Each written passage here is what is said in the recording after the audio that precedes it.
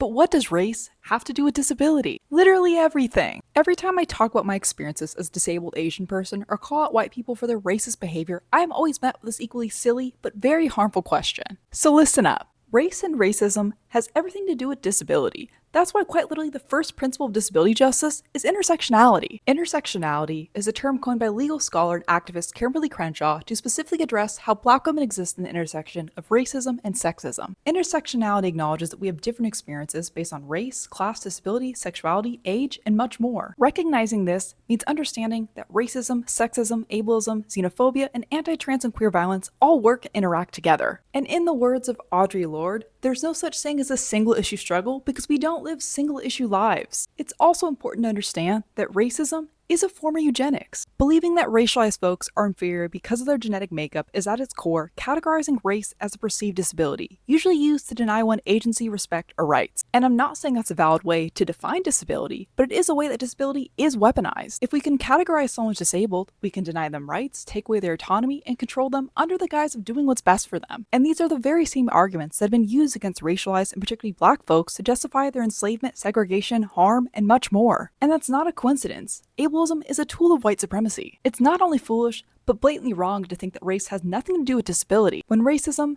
absolutely compounds our experiences with ableism and accessing healthcare, is tied to a history of eugenics and ableist policy that continues today and is absolutely central to liberating all marginalized people in the future. Bye, friends.